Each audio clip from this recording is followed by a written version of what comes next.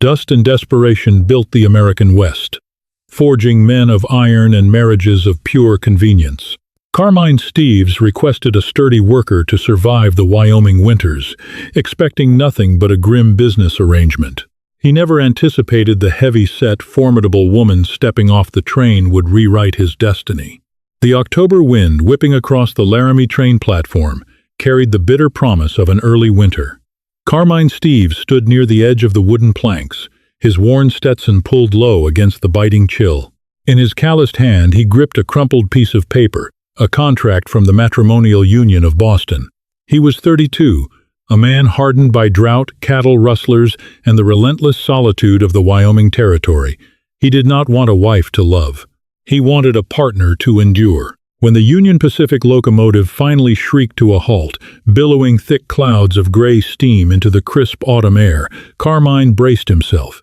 He expected a weathered, hardened spinster, someone who had seen enough of life's cruelties to accept a loveless arrangement on an isolated cattle ranch.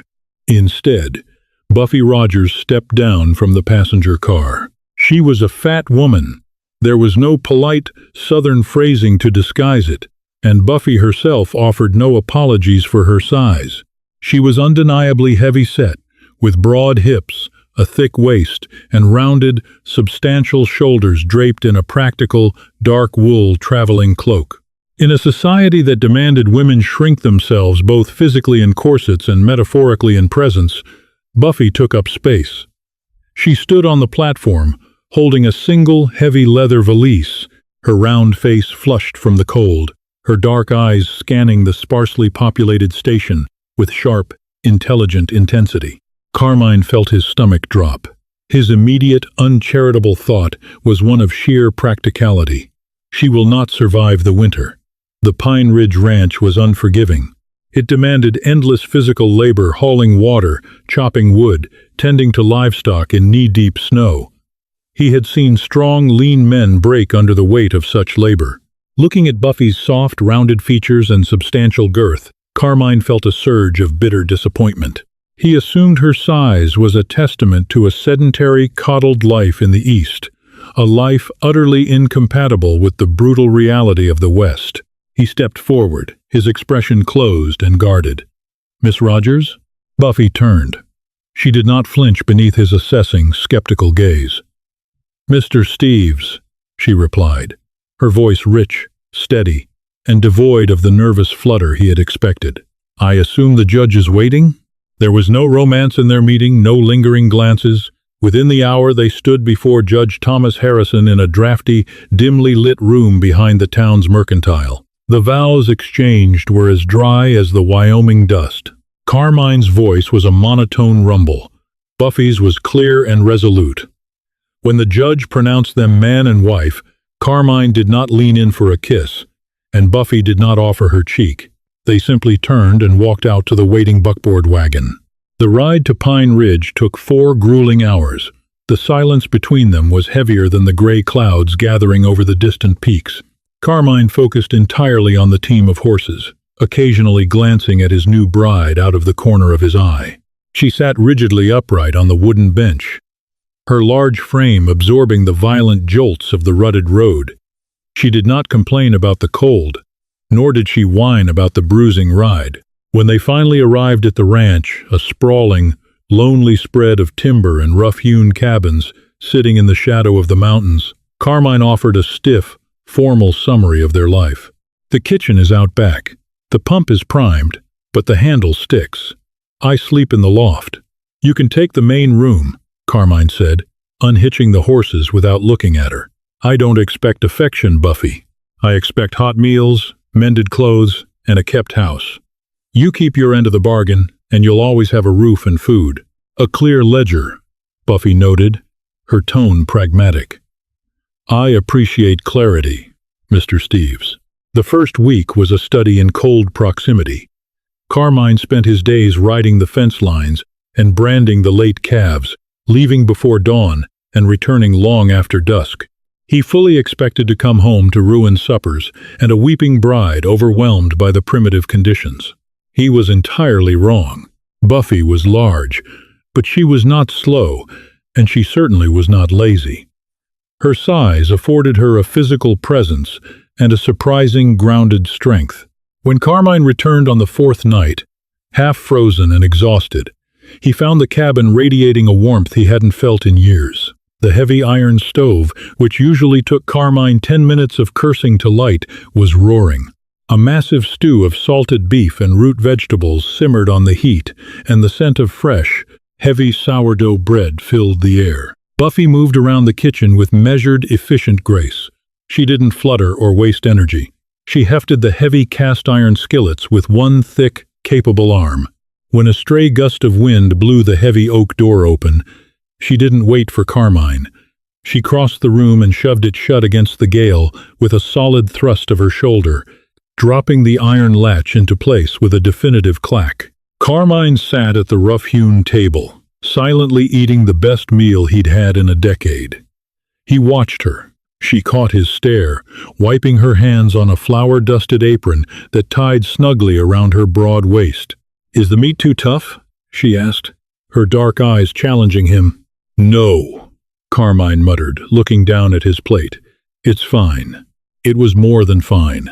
It was the first crack in the ice of his preconceived notions.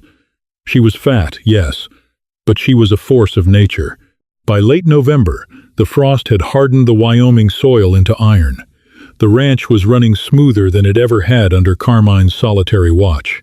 Buffy had organized the chaotic pantry, heavily insulated the drafty windows with tightly packed wool, and established a routine that made the brutal environment bearable. Yet, Carmine maintained an emotional distance, treating her more like a highly respected foreman than a wife. The real shift began the day Wyatt Sullivan rode onto Pine Ridge. Sullivan owned the neighboring spread, the Iron Cross. He was a wealthy, arrogant cattle baron who had long coveted the Bitter Creek access that cut through Carmine's southern pasture. Accompanied by two heavily armed ranch hands, Sullivan dismounted in Carmine's yard just as Buffy was coming out of the barn, carrying a heavy yoke of water buckets that would have strained a smaller man. Sullivan's eyes raked over Buffy, a cruel, mocking smirk twisting his lips. "Well now, Steves," Sullivan drawled loudly, ensuring his men could hear. "Word in Laramie was you ordered a bride, but I didn't realize you bought her by the pound." "Good Lord, man, you feed her or the cattle?" The ranch hands chuckled. Carmine felt a sudden, violent spike of protective rage flare in his chest. His hand instinctively drifted toward the colt resting on his hip. He stepped between Sullivan and his wife, his voice dropping to a dangerous gravelly timbre. "You watch your mouth on my land, Wyatt. State your business and ride out." Buffy, however, did not shrink behind her husband. She set the heavy water buckets down with a loud thud. She wiped her hands, stepped around Carmine, and looked Sullivan dead in the eye. "If my size offends you, Mr.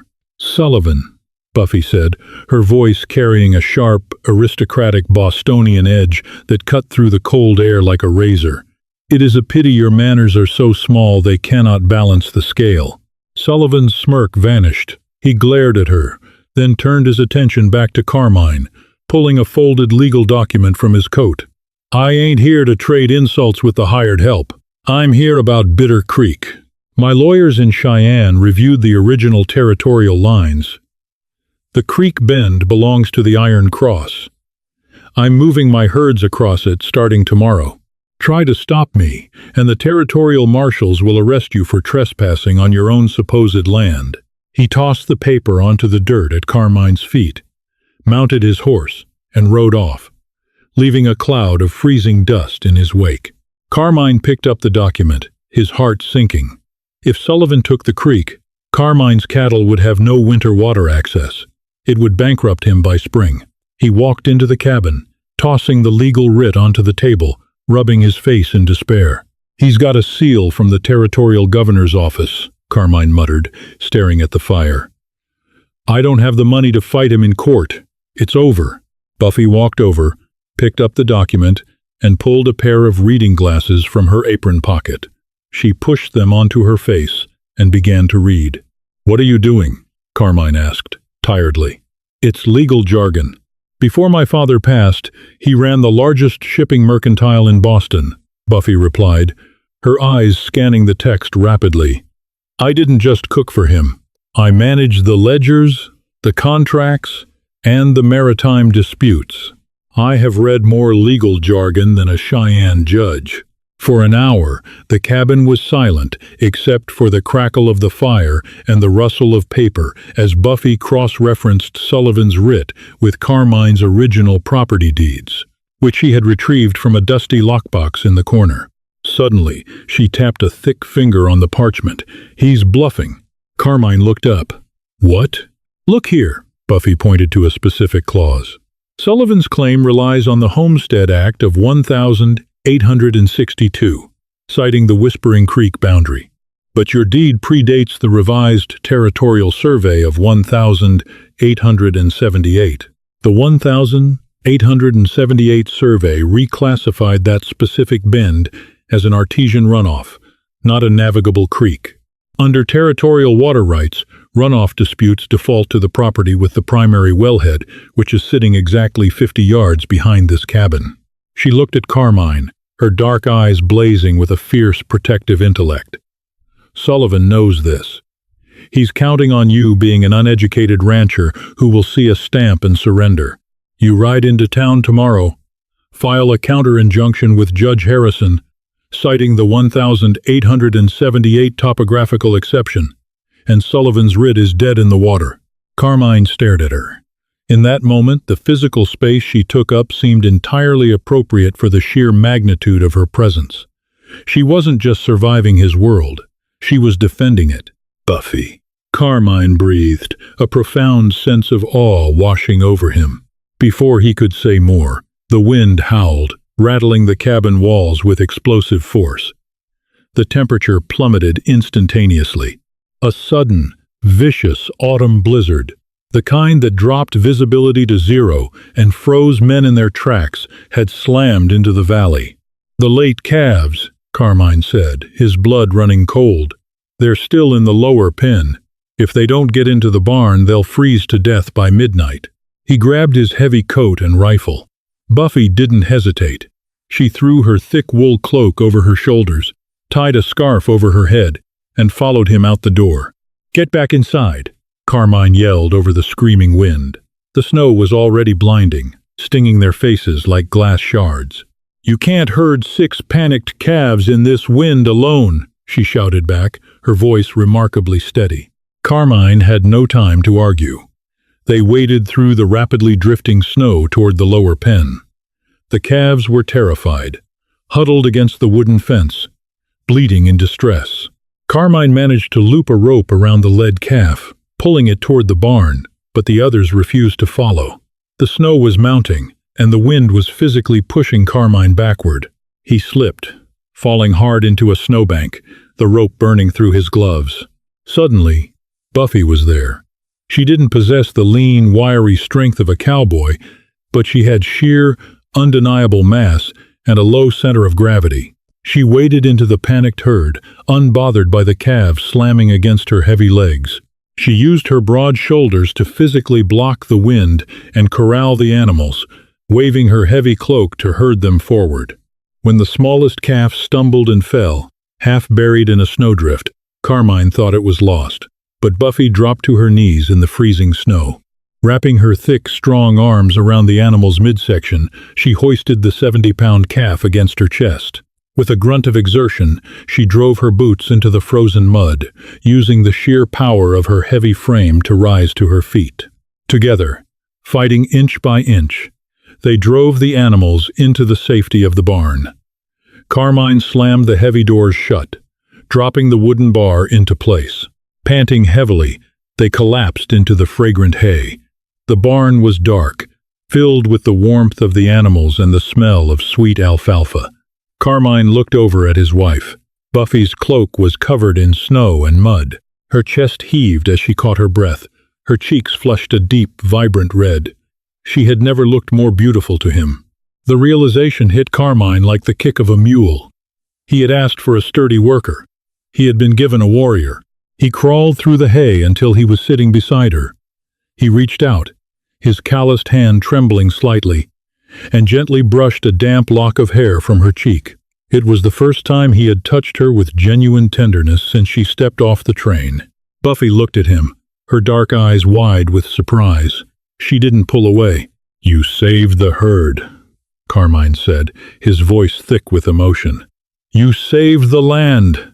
You saved me, Buffy." She offered a small, knowing smile, the warmth of it entirely melting the cold facade she had worn since Boston.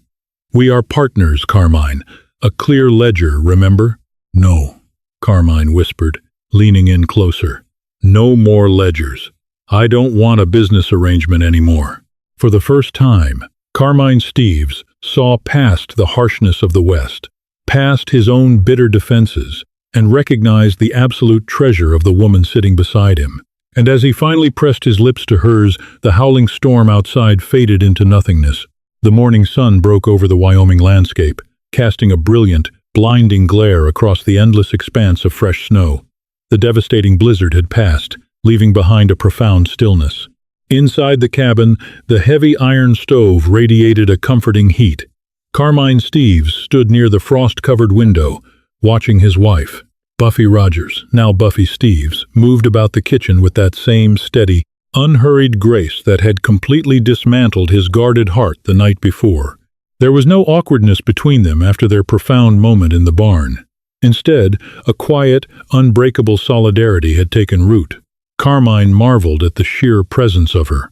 For years he had been conditioned to view frailty as a hallmark of beauty, yet looking at Buffy's broad, substantial frame, he saw nothing but magnificent capability and deeply grounded strength. Her size was not a hindrance. It was the anchor that had just saved his livelihood. "The path to Laramie will be treacherous," Buffy noted, setting a steaming plate of thick-cut bacon and heavy biscuits on the wooden table. "But if Wyatt Sullivan filed that writ yesterday, we cannot afford to wait for the thaw. We must see the judge today." Carmine nodded, sitting down and appreciating the hearty meal. "We will take the heavy draft horses. They can break the trail. But Sullivan will not surrender quietly, Buffy. He is a proud, vicious man." By midday, the draft horses had successfully plowed through the heavy drifts, pulling the buckboard wagon into the bustling, mud-churned streets of Laramie. The town was alive with ranchers and merchants digging out from the storm. Carmine and Buffy made their way straight to the territorial courthouse, a stark, imposing building of red brick. Inside the drafty courtroom, Judge Thomas Harrison sat behind a massive oak desk, reviewing the morning docket. Wyatt Sullivan was already there, flanked by his men and a slick, Eastern-educated attorney. Sullivan had built his wealth through ruthless intimidation, often boasting of his close ties to Thomas Sturgis and the powerful Wyoming Stock Growers Association. Sullivan believed his wealth and connections made him practically untouchable in Albany County. When Carmine and Buffy walked through the heavy double doors, Sullivan let out a derisive scoff. "Steeves," Sullivan sneered, his eyes darting to Buffy with blatant disdain. "You dragged your heavy baggage all the way to town just to witness your own ruin? The creek is mine." Buffy did not flinch. She stepped forward, her thick wool cloak parting to reveal the heavy leather ledger and the original yellowed property deed she carried against her chest. She approached the judge's bench, her posture impeccably straight, completely dwarfing Sullivan's attorney in both physical stature and sheer presence. "Your Honor," Buffy spoke, her rich Bostonian voice carrying flawlessly through the echoing room. "Mr. Sullivan's claim is entirely fraudulent.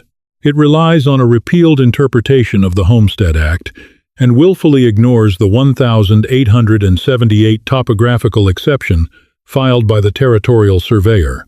The slick attorney stepped up, laughing condescendingly. "Judge, are we allowing mail-order brides to practice law in Wyoming now?" Judge Harrison, a stern man who valued facts over bluster, silenced the lawyer with a sharp look. "Proceed, Mrs. Steeves."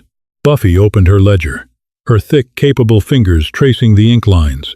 She laid out the legal precedents with devastating precision. She cross-referenced the deed with territorial water rights, expertly dismantling Sullivan's entire argument piece by piece. She pointed out that the specific bend in Bitter Creek was classified as an artesian runoff, directly tied to the primary wellhead sitting on Carmine's land. Furthermore, Buffy added, turning her sharp, dark eyes toward Sullivan, filing a known fraudulent claim to seize a neighbor's water supply during a winter freeze is not just a civil dispute, Your Honor. Under the statutes set forth by the territorial governor, it borders on criminal endangerment. Judge Harrison adjusted his spectacles, thoroughly examining the documents Buffy provided. A heavy silence fell over the room. Finally, the judge looked up, his gavel striking the wooden block with a resounding crack. "The injunction is denied," Judge Harrison declared, glaring at Sullivan. "The 1878 survey clearly establishes the runoff belongs to the Pine Ridge property. Mr.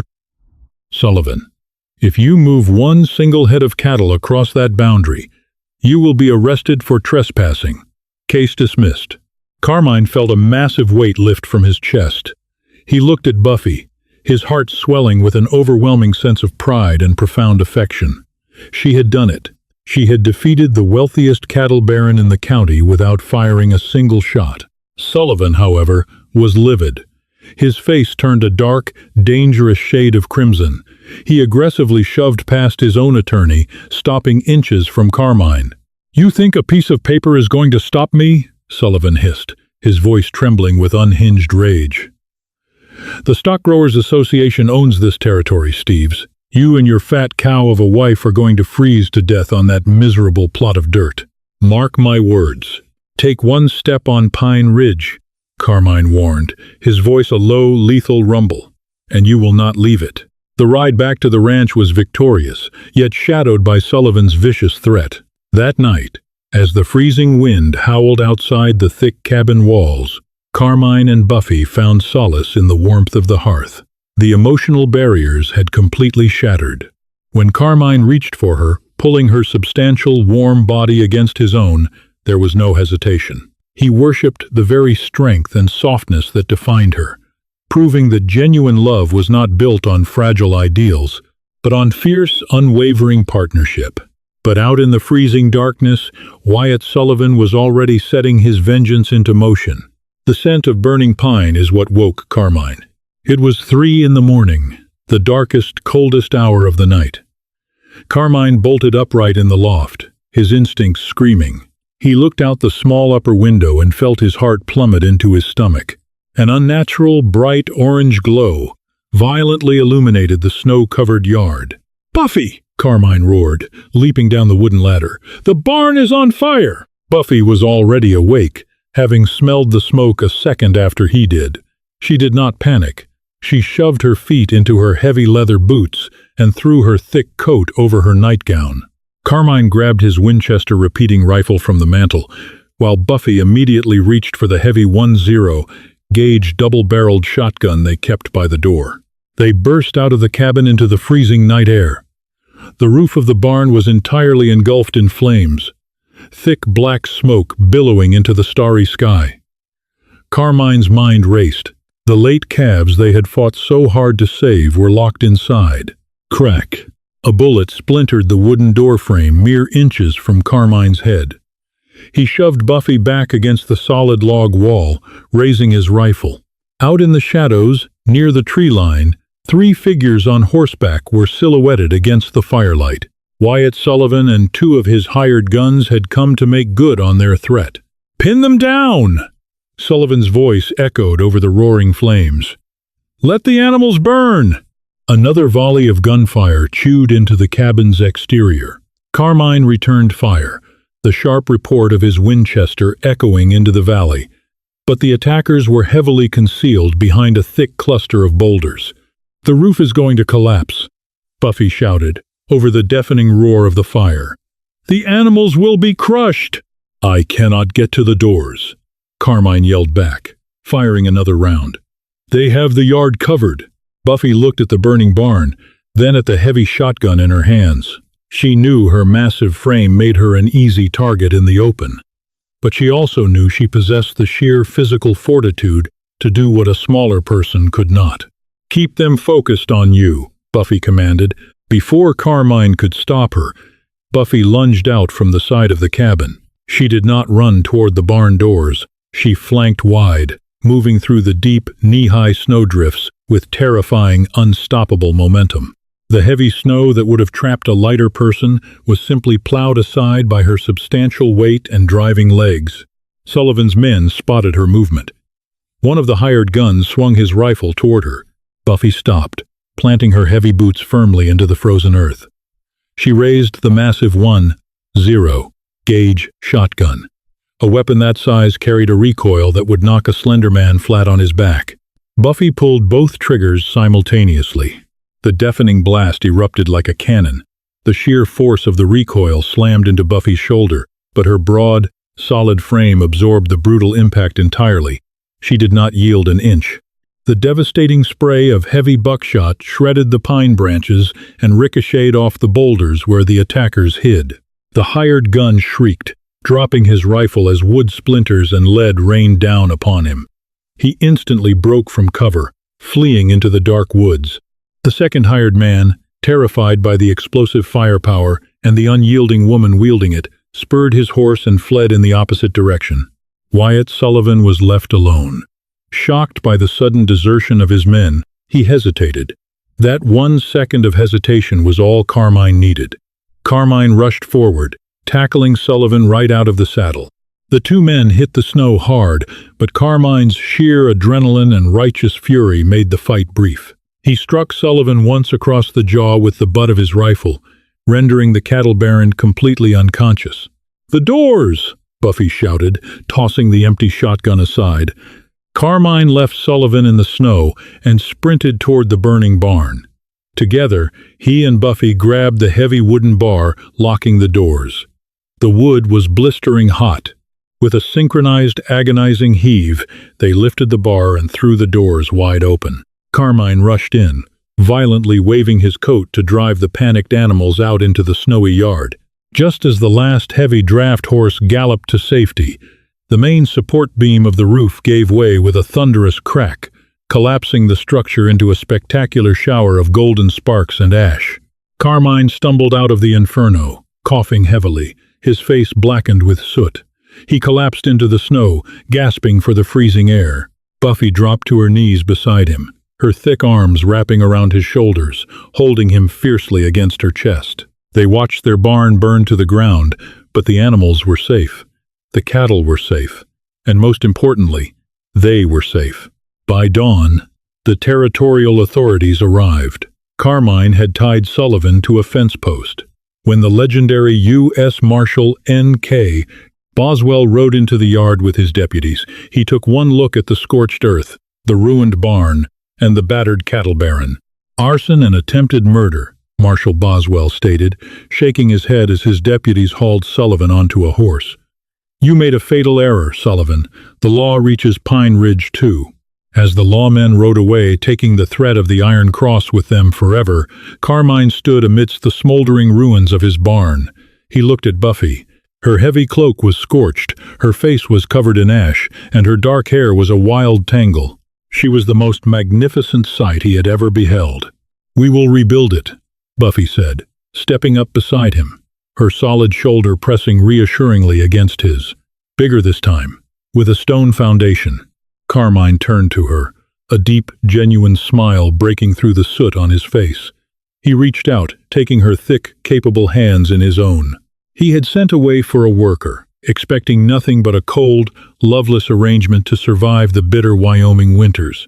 Instead, he had been blessed with a fierce protector, a brilliant partner, and a woman whose vast heart and unyielding strength had entirely rewritten his destiny. "Yes, we will," Carmine murmured, pulling his magnificent wife into a deep, lingering kiss beneath the rising western sun. "We will build it all." The unforgiving Wyoming frontier tested Carmine and Buffy, but their resilience proved that true partnership is forged in adversity. Did this tale of a formidable mail-order bride turning a loveless arrangement into an unbreakable bond keep you on the edge of your seat? Hit that like button to support more wild Western romances. Share this incredible story with others who love thrilling historical dramas, and make sure to subscribe to our channel for more unforgettable frontier tales.